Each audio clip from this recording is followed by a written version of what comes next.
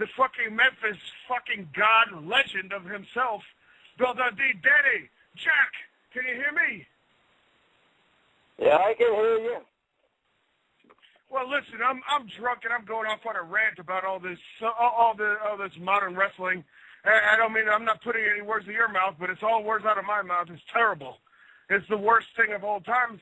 And I'm sitting here talking about the good old Southern style wrestling, which is what wrestling is.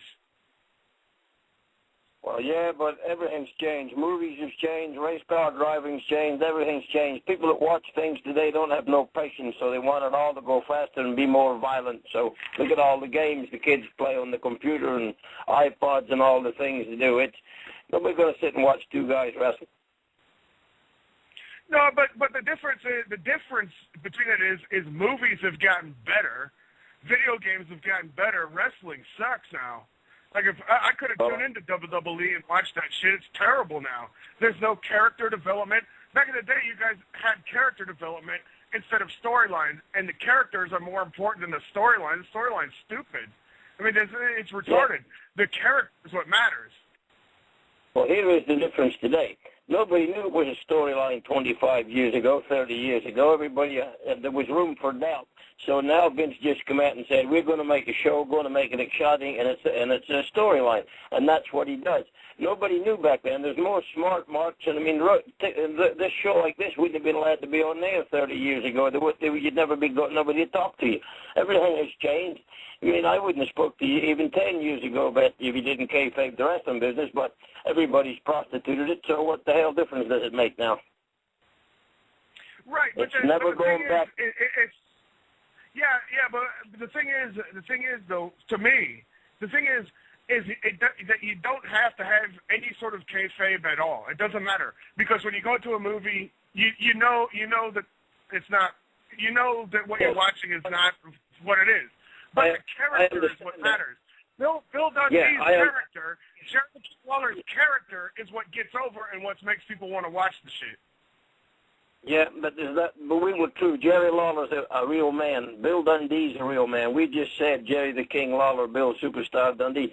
We was two of the first to have monikers. They all have them now. But back in the good old days, there was the Dream Dusty Rhodes, and then Ric Flair was the Nature Boy, and there wasn't too many more that had names like the Superstar or the King. And it all just came along with characters. But we weren't characters. We were real people. And that was the difference. And today, it doesn't really matter. But you had to kayfabe back then. People wanted to believe it was real. Right. Well, when I say character, I don't mean that you were a made-up character, but people knew who you were or who you were trying to get across. Because you're not the asshole of Memphis. You're not the worst guy that ever lived in fucking Memphis. But if you watch the old Memphis shows, half the time you were the worst guy that ever lived in Memphis. Half the time you were one of the best guys that ever lived in Memphis, and half the time you were tag team with Jerry Lawler. Yeah. But that was what called talent, so you could turn it on and off whatever you wanted the people to be. It was all emotions. I mean, it was like playing physical chess. Whatever you wanted the pawn to be today, that's what you did. If I had to be the bad guy, I was the bad guy. If I was the good guy, I was the good guy. I knew how to do both. But the real Bill Dundee would rather be a heel than a babyface. I mean, I don't particularly care for people. I don't. But then as you do 25 years, 30 years in the wrestling business, you become a people person. But when I came here from Australia, I was a mean son of a bitch. I didn't particularly care for people. And, it wasn't hard to get over because whatever you saw, you just talked about on television. Yeah, you were all a bunch of rednecks, and that's what we called them. I used to call the black folks jungle bunch, and that's what we did. And the whole thing with wrestlers, and calling the fans marks, what's that about? I mean, it seems like a super derogatory term for people that are paying to see you. If you think that's what it was. I mean, it's just like the same. It all started off with a carnival. You were called Mizarks. All wrestling and everything started off from the carnival. I mean, people today don't have a clue how it all started. I started off wrestling in a carnival, and I was the guy that stood in the crowd and said, "Yeah, I'll wrestle that guy." And I got on the stage and I beat him, and I just a little bitty fella. So the other big guys that paid the money, they couldn't do it because there were all shooters in the ring waiting for them. Then and they would. So they couldn't beat him anyway. And the boxing was the same way. So you're kind of a mark to pay you money to think you're going to win. You don't win. So they just took it a step further. They put it on television, and that's how it all started. It's easier to fix something than it is to go in and shoot for something. I mean, not MMA fighting. You wait and see what happens to that. They'll start working. Mm-hmm. Right. They've already had works. Yeah. They've had works in Japan already, where the work is not as badly thought of as in America. I mean, you're from over in Australia, so maybe you have more of an idea of what the Pacific area is like than we do, and because over there it doesn't seem like the work is like so horribly thought of as it is here. Where here it's just like, oh God, okay, you're a wrestler. Over in Japan, it's like it doesn't seem like it's the same way. In Australia, was it the same way as Japan, or is it the same way as the States? Yeah, but it's only got that way since Vince exposed it. It was in 1995 when he went on television and said, this is a show for TV. People wanted to believe. They wanted to be entertained. There was room for doubt. There was no room for doubt once he went on television and said this was a work. And the reason he did that, he didn't want to pay the damn taxes that all them commissioners was charging you. How can you put a commission on a bent business? Wrestling's been bent since the beginning of time. How can you have a commissioner that says you can do this, you can do that in a business that is bent? How can you do that? You can't. Oh, I agree. Yeah, you can't. Okay? You can't. Well, he did it. He saved millions of dollars. But it seems like even before that, it seems like people were kind of like they would clown wrestling almost. But it seems like over on the other side of the world, they don't clown it. It's more of an accepted thing. Well, yeah, but there was more of a shoot thing. You had to learn to wrestle. I mean, America is the best at putting showbiz into everything. I mean, people become stars here that have no friggin' talent whatsoever. I mean, look at half of them reality shows. They all worked with Jerry Springer. Like, he was the first guy to realize you could take marks off the street and have them talk to one another in a wrestling fashion, and people would watch it. And he did it. That's all he did. He just took real people, it wasn't athletes or whatever, and just had them do wrestling interviews on there. I was on the Springer Show. Me and Jamie used to book acts on the damn thing. Right, yeah, we talked to Jamie Dundee. We talked to Jamie. We talked to Jamie Dundee just a couple of weeks ago. He said, yeah, that's what he was up to. And I remember those. I don't remember you being on there, but I definitely remember I distinctly remember the episode of Jamie Dundee being on there where he was pimping out a 14-year-old girl, and he had the crowd in the palm of his hand, and they didn't even understand what they were watching. They had no idea. Right. To me, I mean, they didn't. Yeah, they had no idea that was a wrestling thing. Here is the thing that it started. I was the guy, it was me that went up to try to talk him into doing it. That's another story. When it started, the girl was going to be 20. By the time the producer got telling you what to say and to do or wanted you to say, and I told him, I said, I'm not fucking saying that she's 14 years old. And he said, oh, Springer. I said, everybody knows this show, how this show is. I said, I ain't saying my son's pimping a 14-year-old girl, and that's all there is to that. I ain't doing it. But the producer said it started off being 20. And then they just drop it in age. It's all shock value.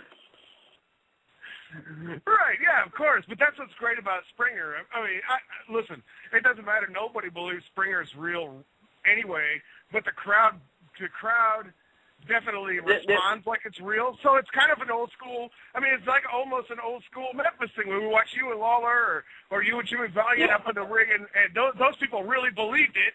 They really got into it. Even if they didn't believe it, even if they didn't really believe it, they suspended disbelief for that fucking time.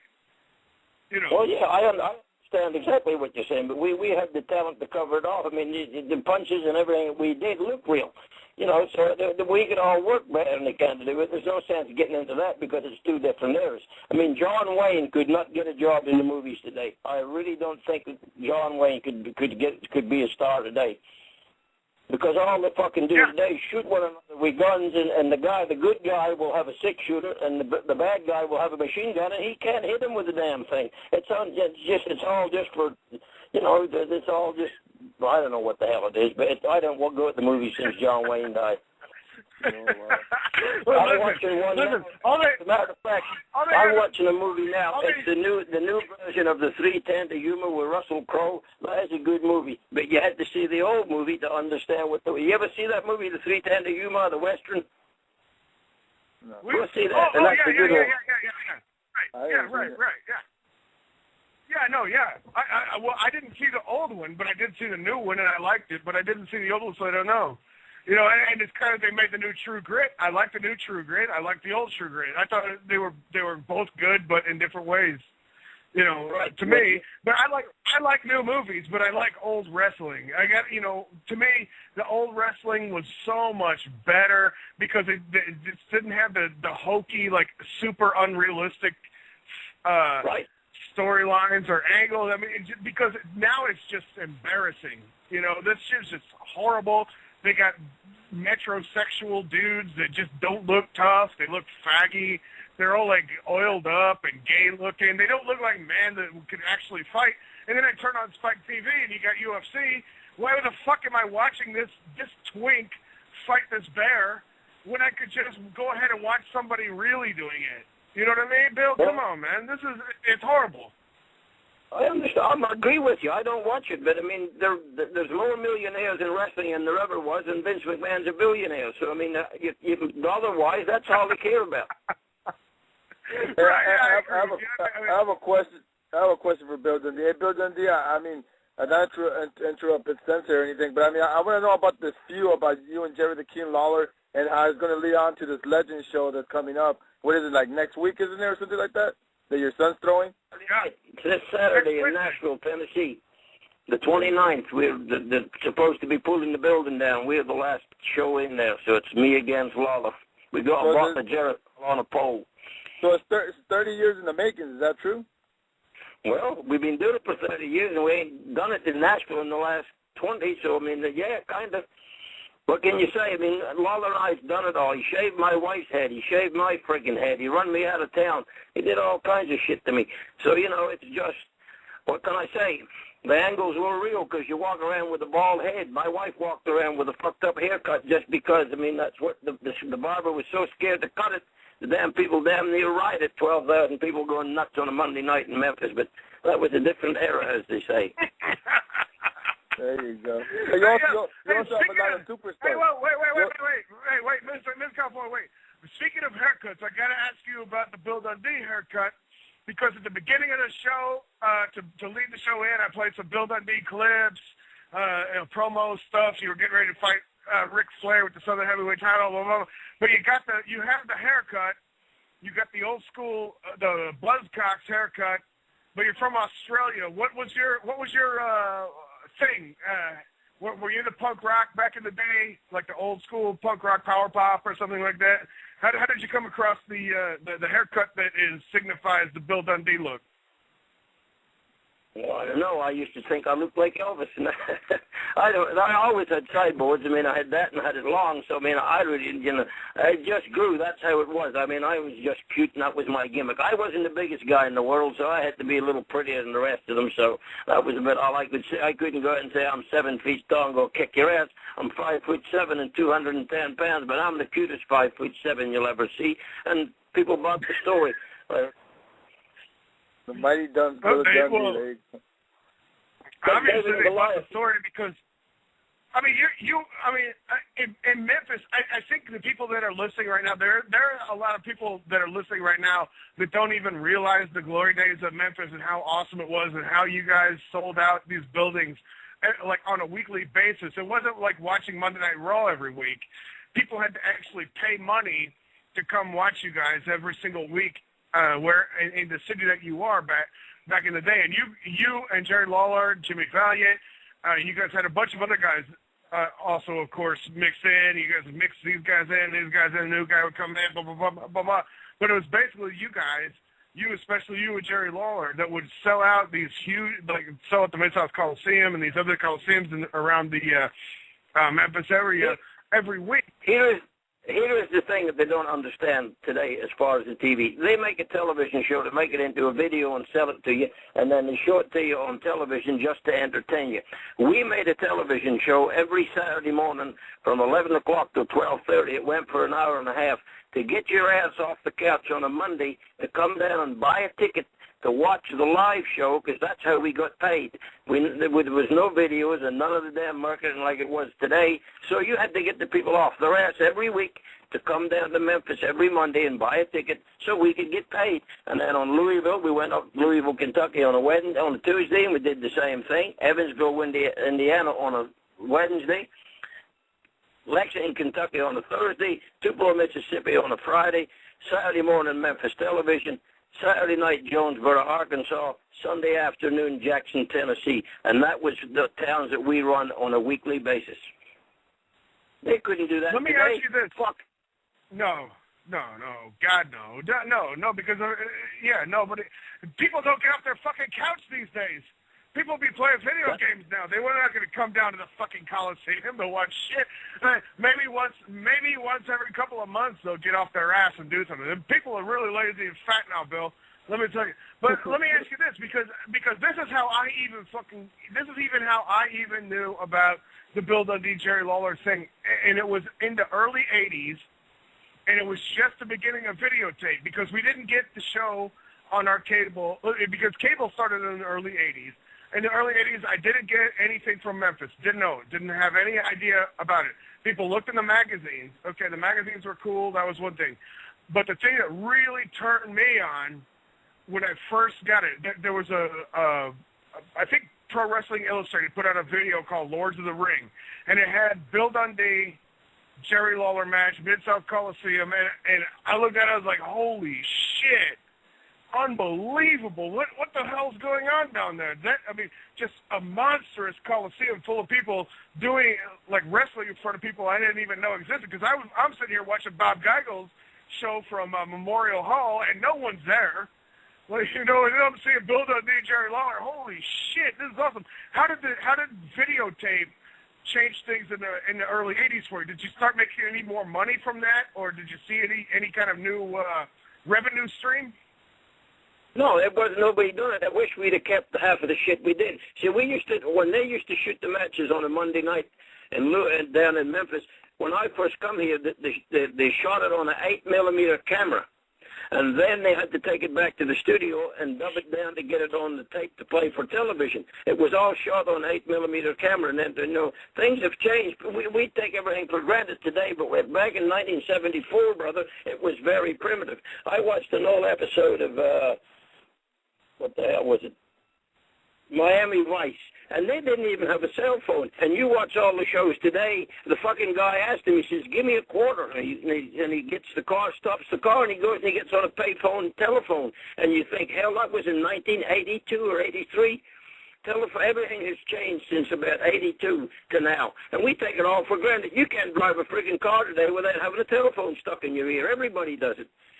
But that's just how some it's coming. So the damn iPods and all the stuff that they have to watch things on and all the TV shit, no, we didn't have none of that. We had to draw a house to get paid, and we sold a few pictures. That was it. Yeah. Right, and the thing about it, because I didn't know, there was no pay-per-view or anything like that, but I watched that video. And out of everything on that video, it had Missing Link versus Junkyard Dog. It had the Fantastics coming out. It had Ric Flair, Kerry Von Erich at the Dallas thing. But the thing that really stood out, and it could have been, and I'm not positive that it could have been, but it looks huge. It looked awesome. I think the single light over the ring, and Lance Russell calling the match. For some reason, Lance Russell just seemed to come across as super serious, and it made it seem super realistic and more important than maybe it even was. What about Lance? Well, Lance was very good announcer, and he was very good commentator, and he knew how to get an interview out of you. See, here today, like Jim Ross and all them fucking announcers, they all want to be the star. They forget who the star is. All they're supposed to do is hold the microphone and you talk, but they want to be the star. But Lance knew what it was to get an interview out of a guy he couldn't talk too good, and he knew what it was to sell the match. And you said he was serious, but you had to be serious. You had to kayfabe back then, brother. If the heel and the babyface rode together, they'd fire you. But people don't understand all that shit today, and they wonder why the wrestling business is dead. It didn't die. We killed it. Vince McMahon killed it. He went on television and told everybody this is a work. That's true. That's true. A lot of these people. People do that. For the people that wanted to believe, see, let me ask you this question. When we're little bitty people, they tell us there's the Lord Jesus, they tell us there's Santa Claus, and they tell us there's the Easter Bunny. And then when we get to about 5 or 6 years old, they say, oh, Santa Claus is bullshit, the Easter Bunny is bullshit, but they still tell you, keep sending your money to Jesus, but they give you their address. They don't smart me up on him, so it's all up to you whether you want to believe or not, because they're the 3 stories they tell you when you're little. Everybody gets told that. Santa Claus, the Easter Bunny, and Jesus. And then they smarten you up to 2 of them and say, oh, well, 2 of them ain't real. Well, why is the other one real? See what I'm saying? It's all on how you look at it. Hey, listen, Bill. I try to tell people that. I try to tell people that about politics and everything all the time. You get smartened up to everything in your life except the important shit. You know, it's sort of the important shit. They kind of kayfabe you on the important shit. Yeah, I understand all that, but here's the difference. When everybody was. It doesn't matter who says what today. Some of them movie people out of a car and they got no panties on. Somebody takes a picture. That would never happen 25, 30 years ago, but everybody's looking for that today. So they know it, so they know they're going to make the paper, so they'll go to the damn place with no drawers on and get out of a limousine and somebody take a picture. Then they'll bitch about it when you put it in the paper, but that's why they did it. See what I'm saying? And that's true. We was doing that for years. Yeah, and it's just crazy. Dude, the world is really upside down. Really, realistically, at the end of the day, the world is upside down. When cool shit's not cool, and cool shit's is completely lambasted and treated like shit. Where did you grow up? Which one? Where did you grow up? Either one of you. In the middle of the USA. Either one of us. Okay. Well, I was in California. I was in California. Okay. Let me ask you this, and answer it truthfully. Do you think the black and the white thing is any different today than it was in the 50s and the 60s? Is it any different? Do we get along any better? No, still the same. No. No. Nobody gets along. Nobody gets along any better. Just white people are way more pussyish. Whatever the reason is, I'm just saying it don't fucking work. Foxes don't run with wolves, and wolves don't run with lions, and tigers don't run with zebras. We're different things. We're different, and that's what it is. Well, wrestling used to be everybody kayfabed, everybody was in the clique, and you didn't go around talking bullshit about it. But now we do this show, we do the other shows, and everybody that never wants to be a wrestler, couldn't be a wrestler, they can talk about it on a radio show. That would never happen 20 years ago, but the world has changed. Yeah. I actually see guys that when I'm at wrestling shows, brother, they just finished a match and they're outside fucking eating popcorn, talking to each other, and it's just wrestling, and people are like, what the fuck are these guys doing? And that ruins the business. I'm saying all these rookies, these greenhorns do that. When Vince McMahon did what he did, everybody wanted to be in the business. Go in it. Did you see the movie The Wrestler? Yeah, I did. I think that fucker did a great job. That's anybody that's done anything on wrestling, that is as true as it gets, my friend. But everybody kayfabed it. Nobody knew that was going on in the good old days, but that's how it worked. And we're all fucking knees can't walk. And here's the thing. People say, well, it's fake. No, it's the wrong word. It may have been predetermined, but the word fake is not to it. That's my shoulders. That's my knees. Look at some of them old guys that can hardly walk, and you telling us it's fake? No. Predetermined, yeah, we might have known who was going to win and who wasn't, but them fucking bumps hurt. Especially when you're 200 pounds and you're working with a guy that's 300 pounds. There's 100-pound difference there, and he's jumping on your ass and doing all that to you. It hurts, brother.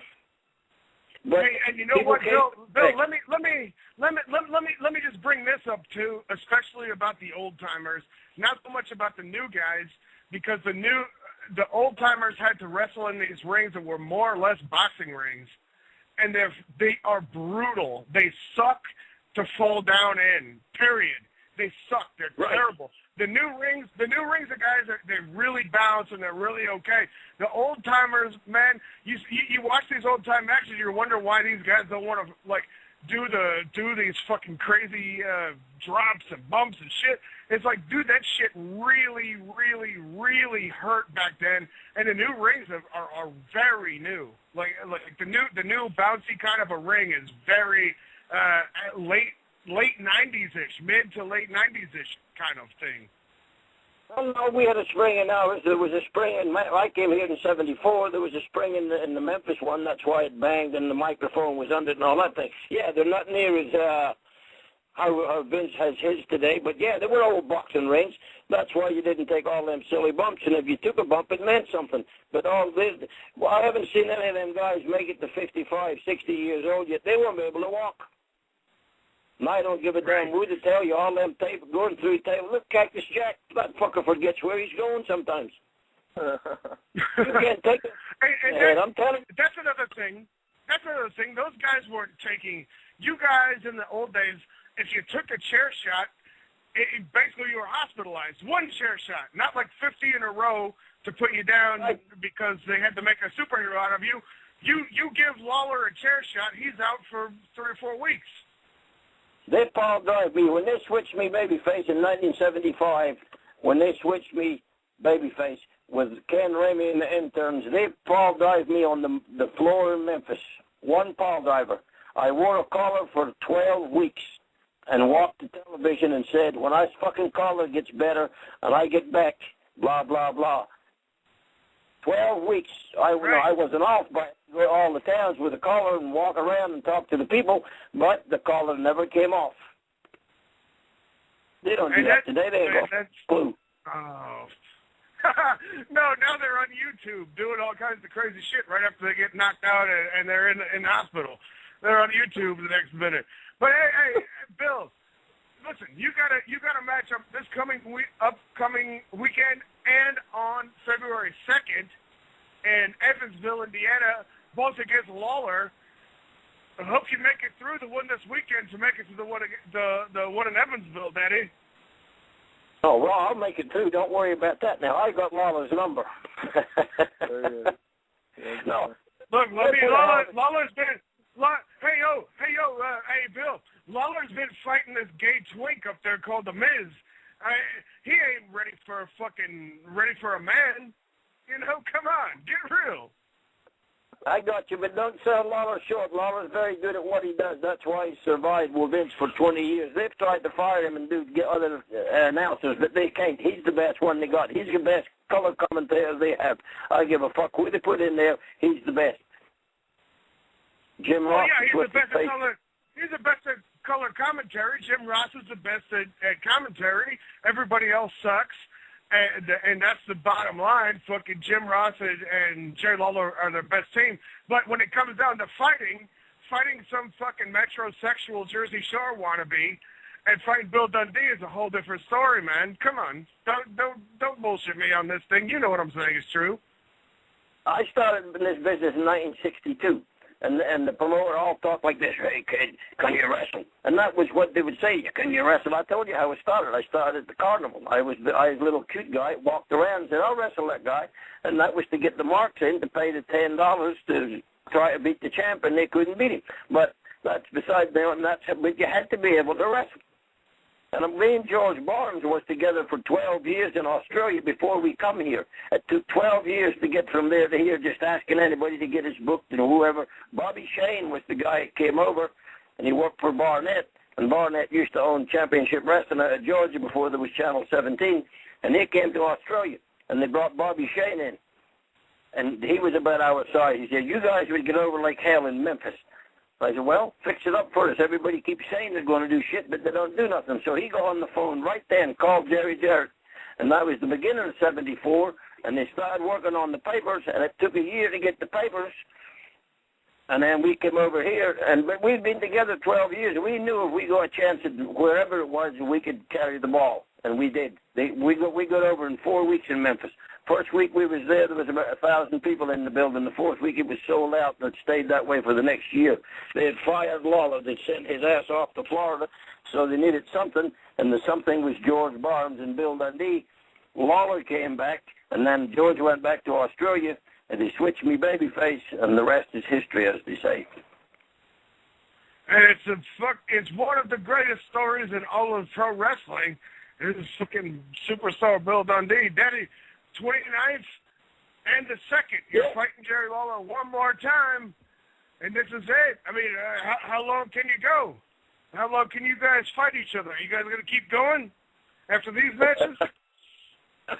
I don't know, man. It's getting harder and harder to walk up them steps. But, I mean, we can't go on forever, but I still enjoy doing it. I don't know how Lawler feels about it, but, you know, I'm a little older than Lawler, but I still enjoy getting in there and doing it, so.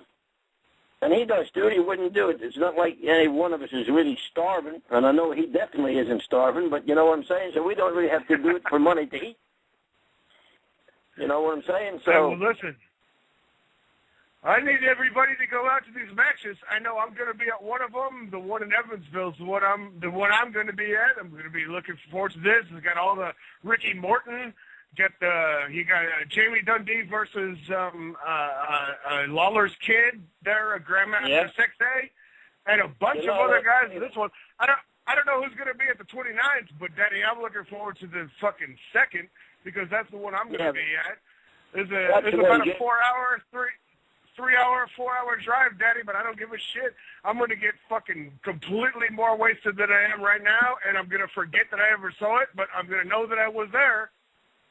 All right. Well, we're going to put a hell of a show. Evansville, Jimmy show. The Bushwhackers there, and Bobby Eaton's there, and the Rock and Roll, and Superstar Bill Dundee, and Jerry the King Lawler, and a host of others. And it's going to be a good show. So if you can make it, come on down. All right. Do you have a website that you want to plug, or a Facebook? Are you on there? No, I got a website. I mean, SuperStarDundee.com. You go to that, you'll see 40 years of my life. I'm going to write a book. Yeah, SuperStarDundee.com. You're going to write a book, I'm going to write a book. See, when Lawler wrote his, I said, Lawler, what the fuck? This thing here, you're only half stories. I don't want nobody mad at me. So they only tell half truths. You're going to write the real book. You're going to write the whole story between the few. Doing the whole story. There'll be more people getting divorced at 70 years old than there ever been. Because back in the good old days, I'm telling you. Woo! What are you going to name your book? What are you going to name your book, Bill? 40 years of fucking bullshit. All right, Daddy, Superstar Dundee, Daddy. Hey, we'll be seeing you on the 2nd. Good luck on the 29th. And I'm going to be coming on. And then we're going up to Evansville and down on the 2nd, the 400 Court Street, the old Coliseum in Evansville, and we're at the Fairgrounds on the 29th of January. That's this Saturday coming. So, Jerry the King Lawler versus Bill Superstar Dundee. One more time. Woo! One more time. Two more times.